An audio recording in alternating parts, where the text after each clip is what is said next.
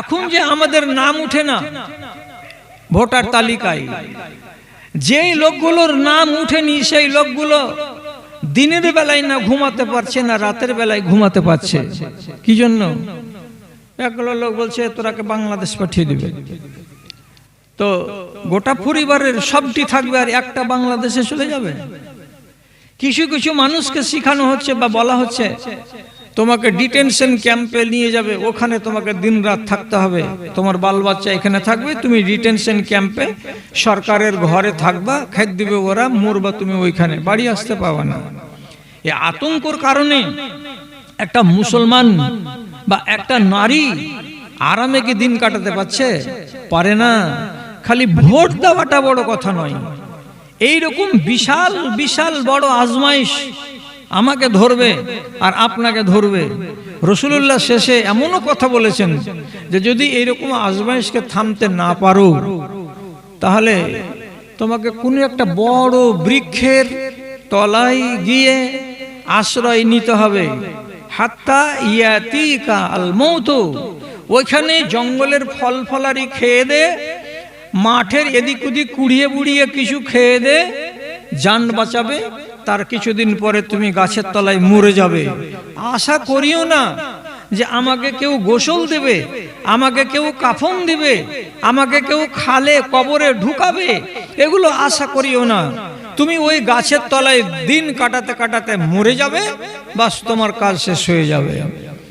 অন্য হাদিসে রাসূলুল্লাহ বলছেন যে তোমার কাছে যদি 4-5টা ছাগল থাকে, ছাগল ভেড়াটিকে নিয়ে তুমি চলে যাও কোনো নির্জন জায়গায়, সারাদিন ছাগল চড়াও, সন্ধ্যাবেলায় ছাগলটিকে গাছে বেঁধে দাও।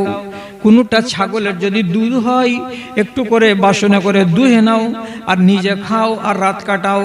গাছের তলায় ছাগল নিয়ে চলে যাবে, তোমার বাকি জিন্দগিটা ওখানেই কেটে যাবে। তুমি বাইরে আসবে না, তুমি গ্রামে আসবে না, তুমি সমাজের লোকের কাছে আসবে না, তোমাকে ফিতনার ভেতরে পড়তে হবে না। এটা ওষুধ, রাসূলুল্লাহ শেষ ওষুধ বলেছেন। এরকম দিন আমাদের কাছে চলে আসতে পারে, কেন আসবে এটাও তো একটা জিজ্ঞাসা। কি জন্য এমন দিন আসবে? তার কারণ বুখারীর আগেকার হাদিসে বলা হয়েছে মৌতকে বলে যারা ভয় করবে আর দুনিয়ার মালের পিছনে যারা দৌড়াবে তাদের দুর্গতিটা বেশি হবে। আর সেই লক্ষণটা এখনকার জামানাতে আপনাকে কি বলবো, রাসূলুল্লাহ হাদিসে বলছেন ইয়াতি আলান নাসে জামানুন লা ইউবালিল মারউ, একটা সময় চলে আসবে সেই যুগের মানুষ ইনকাম করার জন্য বাড়ি থেকে বের হবে, টাকা উপার্জন করব বলে বের হবে, কিন্তু টাকাটা যে উপার্জন করলাম এটা হালাল থেকে করলাম না হারাম থেকে করলাম, এটা জায়েজ থেকে করলাম না এটা নাজায়েজ থেকে করলাম। যেই চাউলটিকে আজকে রান্না করলাম আমার বাড়িতে, যে মাছটাকে তরকারি হিসাবে রান্না করলাম আমার বাড়িওয়ালি আমার বাড়িতে, এই মাছের টাকাটা হালাল না হারাম, এই চাউলটা যে কিনে এনেছি এটা হালাল না হারাম। এই হালাল না হারাম এই কথাটা কোনো মানুষ ভাবতে চাইবে না। টাকা হলেই হলো, পয়সা হলেই হলো, ধন হলেই হলো, আর বাকি কিছু দেখার নাই। এইরকম সময় চলে আসবে যখন মানুষের মেজাজ এইরকম হয়ে যাবে, তখন জানতে হবে তোমাদের উপরে মুসিবত ঘনিয়ে আসছে। আল্লাহ মাফ করে। 4 থেকে 5 মাস আগে এটা দিয়ে আসা যাওয়া তো করি মাসে একবার করে, তো দেখলাম এই শাকির মোড়ের ত্রিমোহনীটাতে একটু কাজ আরম্ভ হয়েছে। তারপরে মনে মনে বললাম চা খেতে খেতে যে 15 দিন পরে আসবো, তো এই জায়গাটাকে খুব সুন্দর দেখতে পাবো। 15 দিন পরে এসে দেখছি যেটি মাল ছিল অর্ধেকটি উঠে গেছে, আর যেমনকার অবস্থা তেমনই থেকে গেছে। জিজ্ঞেস করলাম যে কি ব্যাপার গো, কাজটা বন্ধ কেন হয়ে গেল? তো বলছি যে কন্ট্রাক্টর পালিয়ে গেছে। পালালো কেন? তো ওকে সামনাসামনি বলছে ওর লেবারেরাকে টাকা দে কাজ কর, টাকা না দিবি রাতের বেলায় একটাকে ফেলে দেব। কে বলছে কথাটা? বলছি জানি না। কোথাকার লোক? বিশনপুরের লোক, ধানগড়ার লোক, এলাঙ্গির লোক, হলদিবাড়ির লোক, কে বলছে কথাটা? ওই যে মৌলী সাহেব, ওগুলাতে ডুবতে যায় না, একটু ডুবে দেখতে গেলেই বুঝতে পারবে যে কে কথাগুলো বলছে। যাদেরকে আমাদের দেশওয়ালি বাংলাতে বলে ডন, ডনেরা বলছে। যে ওরা মুসলমান না গায়ের মুসলমান? যে ওরা মুসলমানের বেটা। যে হ্যাঁ হ্যাঁ আসলে এটা মুসলমান। কেন? রাসূলুল্লাহ বলেছেন এদের কথাটাই, যে এমন একটা দিন চলে আসবে যে মানুষ নিজের পেটের ভাত উপার্জন করার জন্য নিজের মাল বিক্রি করবে তো ঝুঠা কসম খেয়ে, এবং নিজে এমন এমন উপায়ে মাল কামাই করবে যেগুলো উপায় হলো ডাহা হারাম, হারাম উপায় মাল কিনে 4-5টা বাল বাচ্চাকে নিয়ে খাবে, কিন্তু একবার ওর দিলটা কাঁপবে না যে আমি করলাম চুরি ডাকাতি আর খাচ্ছে আমার 4-5টা বাল বাচ্চা, মেয়ে, স্ত্রী, ছেলে। কিয়ামতের দিন এরা কি আমার পাপের কেউ ভাগ নিবে? কেউ নিবে না। তাহলে আমি কেন চুরি করছি আর এ করে ডাকাতি করে মাল উপার্জন করছি? ওর ভিতরে কি আল্লাহর ভয় আছে? ওর ভেতরে কি কোরআনের ভয় আছে? ওর ভেতরে কি কবরের ভয় আছে?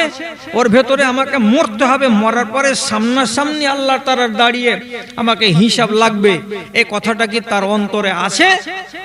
নাই। থাকলে কি আর এত বড় কাজ করে? আমি কোন এক আল্লাহওয়ালার বাড়িতে মেহমান হলাম, এই এলাকাটা পাকুড়ের এলাকা। তো গল্প করছে বেচারি নিজে, কইছে মাওলানা আমার বাড়িতে খানা খাচ্ছেন, খান আর দুয়া দেন আমাকে, আমার ব্যবসা হারাম নয়। 5টা থেকে 7টা ড্রাইভারকে টিকিট কাটিয়ে দিলাম 10 চাক্কার। কেন কাটালেন? বলছে আমি এখান থেকে কাগজ করে দিচ্ছি, অমুক জায়গাতে ক্রেশার মেশিনের কাছে 5-8 পাথরগুলো 10 টন ওখানে নিয়ে নাও, নিয়ে চলে যাও, চাঁচলে গিয়ে ফেলে আসো। আমি অর্ডার করছি 5-8 পাথরের, আর আমার ড্রাইভার গিয়ে করছে কি 10 টনের ভেতরে 8 টন লোড করছে 5-8, আর 2 টন লোড করছে 1/2 ইঞ্চি দিয়ে মিলিয়ে মিশিয়ে ট্রাকটাকে বোঝ করে 5-8 এর দামে চাঁচলে বিক্রি করে দিচ্ছে। ওগুলোর দাম হলো আলাদা আর 5-8 এর দাম হলো আলাদা, এটা হলো সস্তা। মালটাকে কামাই করছে, করার পরে আমাকে এসে টাকা দিচ্ছে আর ও নিজে টাকা কামাই করছে এইরকম করে। আমি জানতে পারলাম, জানার পরে টিকিট কাটিয়ে দিলাম। আমি হারাম ব্যবসা করে 3 তালা বাড়ি করব না, আমি হালাল ব্যবসা করে খাবো। তাহলে এইরকম মিজাজের ব্যবসা করা লোক কটা আছে আপনি বলেন তো? যে মানুষটা হালাল খাবে বলে আল্লাহকে বলে বিশ্বাস করে, হারাম রুজিকে আশ্রয় দেয় না, কটা মানুষ আমাদের দেশে, আমাদের গ্রামে, আমাদের এলাকাতে পাওয়া যাবে? যদি না থাকে তাহলে পরে আজমাইশে আপনি পড়বেন না তো কে পড়বে? আপনাকে আল্লাহ তাআলা মুসিবতে না ফেলবে তো কাকে ফেলবে? গত 1 মাস জুটেনি, আমি গুমানি স্টেশনের পাশে ওয়াজ করতে গেলাম, তো আমাকে বিষয় বেঁধে দিল। তো আমি বিষয় আঙুল গুনে গুনে বলছি। 1 বছর আগে এই এলাকায় জালসা করে গেছি, মা বোনেরা তোমরা বরযাত্রী যেও না। জবাব দেন আপনারা, বন্ধ হয়েছে? লোক বলছে জি না, বন্ধ হয়নি। মা বোনেরা পর পুরুষের গায়ে হাত লাগিয়ে মেহেদি লাগাবে না, এটা একবারে হারাম কাজ। বন্ধ হয়েছে? বলছে না, বন্ধ হয়নি। আমি বলেছিলাম আপনাদেরকে 1 বছর আগে, যে কোনো মাকে, খালাকে, দিদিকে, বোনকে অনুরোধ করে বলেছি, জীবন ব্যভিচার করিও না। আর পালিয়ে বাড়ি থেকে বিয়ে করে বাপের অনুমতি ছাড়া তুমি নিজেকে পাপী জাহান্নামী বানায়ও না। তো আপনাদের দেশ থেকে এইভাবে বাড়ি থেকে আউট হয়ে গিয়ে কোন ছেলের সঙ্গে বিবাহগুলো কমেছে? বুঝেন না, আরো বেড়ে গেছে। আরো আমাদেরকে আমি জিজ্ঞেস করে বললাম, এই দেশের মা খালারা কি মরা দেখতে যায়? বলছে ঝাঁকে ঝাঁকে যাই। অনুরোধ করে বললাম এগুলো হারাম জিনিস, মায়েরা তোমরা করবে না। আমি অনুরোধ করে করে তাদেরকে কত অনুনয় বিনয়ের ভাষা করে বললাম, শপিং মলে নিজের স্বামী ছাড়া, বেটা ছাড়া একা একা দোকানদারি করতে যেও না। তুমি গায়ের মুসলিম দোকানদারের সঙ্গে ভদ ভদ করে কথা বলিও না।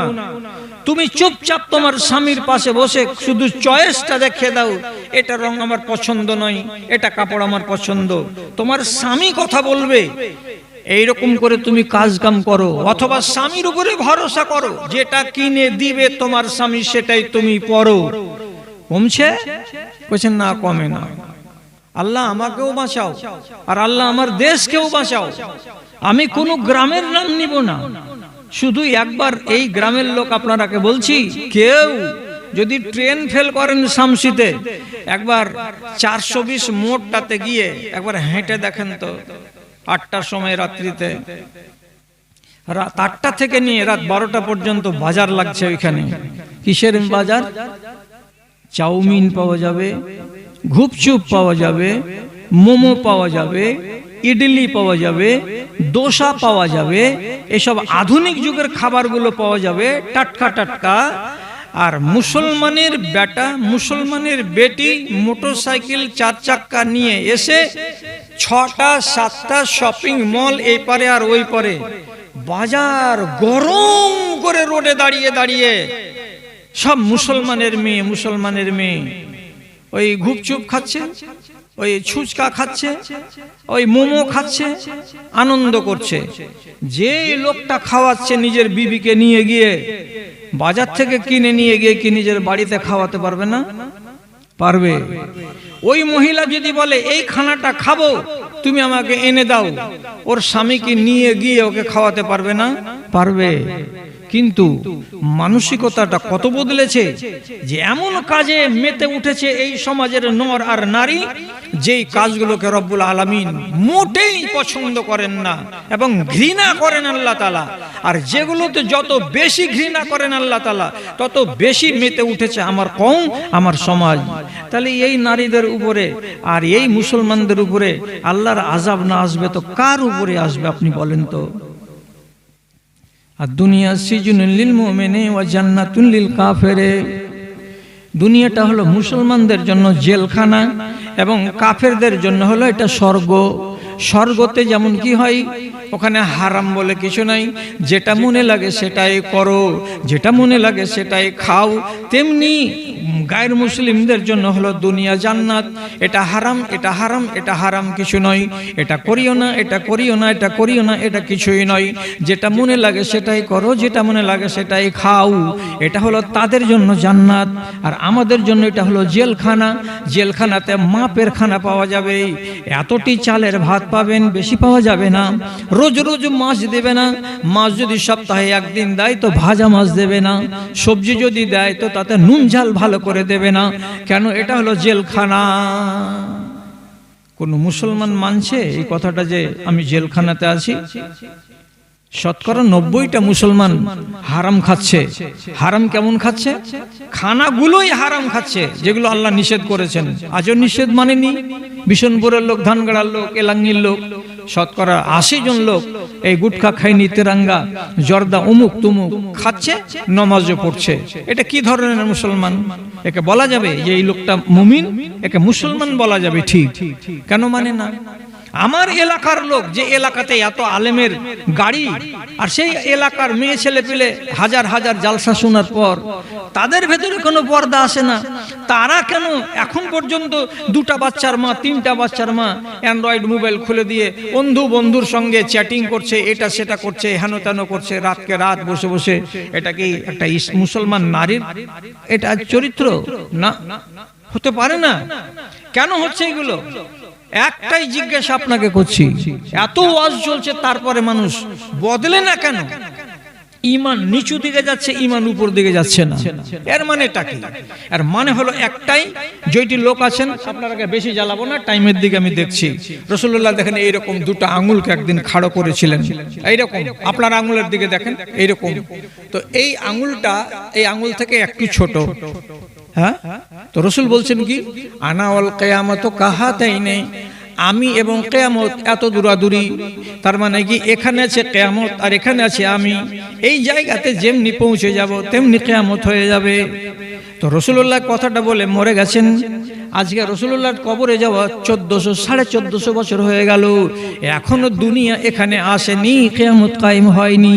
তার মানে দুনিয়া আগাতে আগাতে আগাতে আগাতে অনেক দূর চলে এসেছে, আর অল্প একটু বাকি আছে। তাহলে এই পরিমাণ হয়ে যাবে, আর যেমনি এই পরিমাণ হয়ে যাবে তেমনি কিয়ামত কায়েম হয়ে যাবে। এইটুকুতে কত সময় গেল? 1450। আর কতদিন যাবে আল্লাহ তুমি জানো। আর 1450 বছর যদি যাই, তাহলে এর মাঝখানে যেগুলো রেখা, যেগুলো আলামত, যেগুলো পরিচিতি রাসূলুল্লাহ বলেছেন, সেগুলো আপনি চোখে দেখতে পাবেন। কি চোখে দেখতে পাবেন? দেশে ব্যভিচার বেড়ে যাবে, জেনার মাত্রাটা বেড়ে যাবে দ্বিগুণ ত্রিগুণ মাত্রায়। এক, মানুষে মানুষে দ্বন্দ্ব বেড়ে যাবে। দুই, বাজার বেড়ে যাবে, ঘন হয়ে যাবে, 1 কিলোমিটার 1.5 কিলোমিটার দূরাদূরে বাজার বসে যাবে। 3, 4 নম্বরে মানুষের ব্যবসা বাণিজ্য বেড়ে যাবে। ব্যবসা বাণিজ্য মুসলমান এতদিন করতো না, এখন এমন মতওয়ারা হয়ে ব্যবসা করবে যে সবাই বলবে ব্যবসা ব্যবসা ব্যবসা। 4, 5 নম্বর হবে কি? অত্যন্ত করওয়াই বাজাতো, যারা গ্রামের মাথা মোটা হবে, যাদের পেটে বিদ্যা নাই, যাদের কাছে বুদ্ধি নাই, এমন বুদ্ধিহীন লোকগুলো মালিকানা করবে, আর মালিকানা করার জন্য মাতোয়ারা হয়ে ছুটে বেড়াবে। 4, 5 নম্বরে হবে কি? দেশের ভেতরে হানাহানি বেড়ে যাবে, লড়ালড়ি বেড়ে যাবে, মারামারি বেড়ে যাবে। মানুষ ছোট্ট ছোট্ট কথাতে কলার ধরাধরি করে নেবে, পিটাপিটি করে নেবে, মানুষ পরোয়া করবে না। এই লক্ষণগুলো চলে আসবে। আর তারপরে নবীজি বলছেন এই লক্ষণগুলো আস্তে আস্তে এমন একটা দিন আসবে যে এত সুন্দর সুন্দর মসজিদগুলো সব বিরান পড়ে থাকবে, মাইকে আজান হবে, নমাজি খুঁজে পাওয়া যাবে না, বড় জোর 5টা নাই, 6টা নাই, 7টা। সময়টা আস্তে আস্তে কাছে আসছে। বিশাল বড় বড় মসজিদ, আপনি নিজের গ্রামেরটা দেখে খুশি হয়েন না যে আমাদের মসজিদে তো 3-4 লাইন করে নমাজি হচ্ছে। খালি বিশনপুর দেখলে হবে না, আর দুনিয়ার মসজিদগুলোকে ঘুরে দেখেন। আজান করছে, টাইলস বসানো মসজিদ, ফ্যান বসানো মসজিদ, এসি লাগানো মসজিদ। আজানের পরে দেখেন 10-12টা লোক আছে, বাকি লোক নাই। আস্তে আস্তে এই সংখ্যাটা কমে যাবে। যাওয়ার পরে কি হবে? এমন একটা প্রজন্ম দেশে মাথা চাড়া দিবে, যেই প্রজন্মটা কোনটা হালাল জানবে না, কোনটা হারাম জানবে না। এটাকে বলা হয় মারুফ, এটা করো, এটা বুঝবে না। এটাকে বলা হয় মুনকার, এটা করতে হবে না, এটা বুঝতে পারবে না।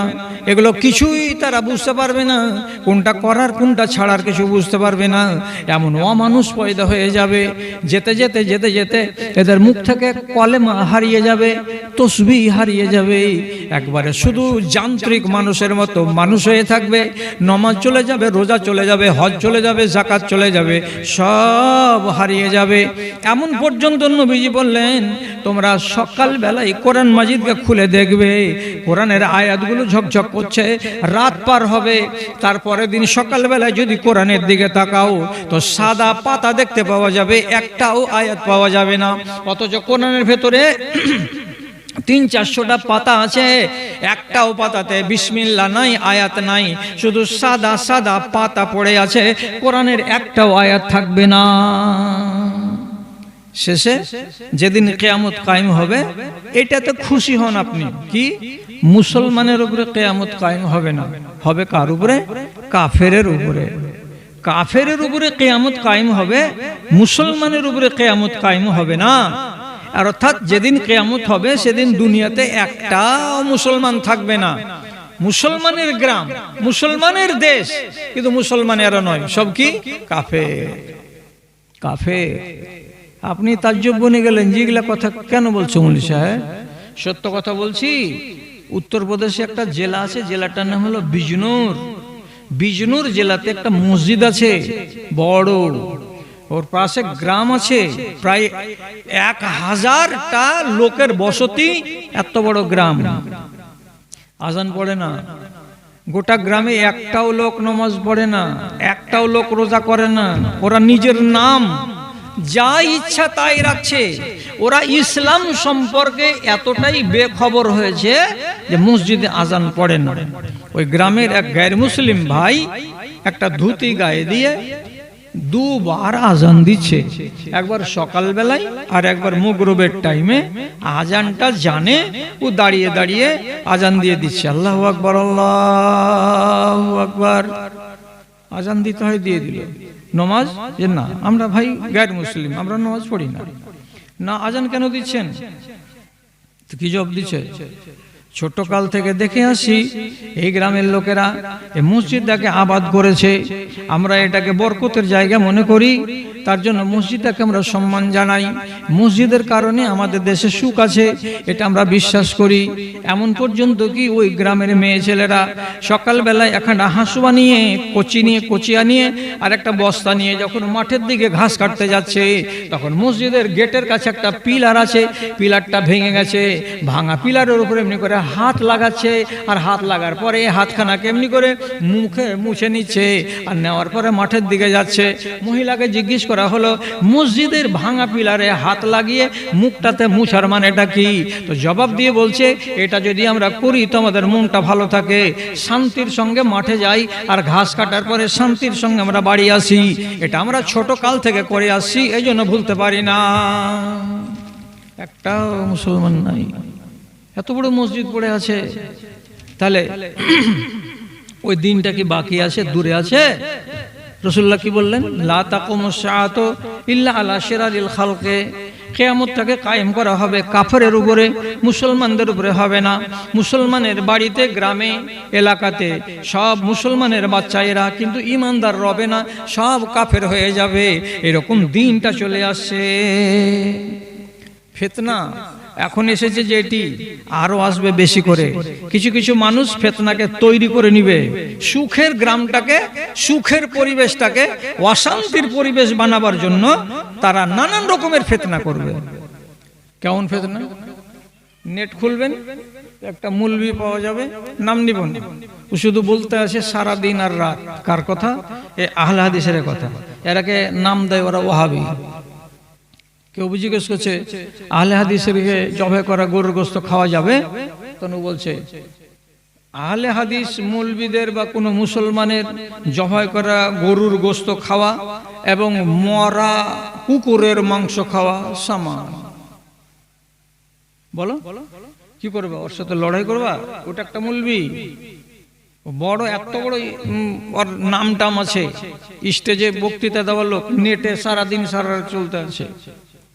এখন মৌলবির সাথে লড়াই করবেন? বাংলাদেশে একগুলো মৌলবি আর একগুলো মৌলবির পিছনে এরকম করে খালি খড়গ হস্ত হয়ে আছে। ই বলছে একটা কথা, ও বলছে আর একটা কথা, ই বলছে একটা ওয়াজ, ও বলছে আর একটা ওয়াজ, কেউ বসে নাই। তাহলে মৌলবিতে দাঙ্গা চলবে, যাতে গ্রামটা কি হয়ে যায়, অশান্ত হয়ে যায়। একটা মৌলবি সাহেব আমার নামটাকে ইশতেহার থেকে কাটাবার জন্য কমিটির উপরে জোর দিচ্ছে, এই মৌলবিটার নাম বাদ দাও, আমি ভালো বক্তা দিয়ে দিচ্ছি, যত টাকা লাগবে ওটা বক্তাকে আমি দেবো, এটাকে বাদ দাও। কেন? এর ফতোয়া ভালো না। তো তোমার ফতোয়া কি? কইছে জানাজার নামাজে খাড়া হওয়া তো একটাই সালাম দিতে হবে, দুটা সালাম দিতে হবে না। আর আমি বলেছি যে জানাজার নামাজে সালাম ফিরার কালে একটা যদি দাও তাও দাও, দুটা যদি দাও তাও দাও, দুটাই হাদিস সহি, আল্লামা আলবানী রহমাতুল্লাহ আলাইহি বলে দিয়েছেন। তো আমি যদি দুইয়ের উপরে আমল করি, তো আমি কি করে এত খাতারনাক হয়ে গেলাম? আর ও যদি একটার উপরে আমল করে, তো ও কি করে নেককারের বেটা নেককার হয়ে গেল? এখন এগুলো নিয়ে রসারসি, দড়ি টানাটানি চলছে। একগুলো মৌলবি বলছে যে যারা টাকা দিয়ে ফেতরা দেবে, ওকে ফেতরা একবারে হারাম, ওরা জাহান্নামী। আর যারা খ্যাপা, ফেতরা যদি কেউ বাড়তে বসে থাকে, একটা কানা করিও না দেয়, তো ওর নামে জাহান্নাম কোনটা লেখা আছে? যদি ও ঈদের পরাদিন দেয় ফেতরা বলে, তো রাসূল বলছেন কবুল হলো না, সাদকা হলো।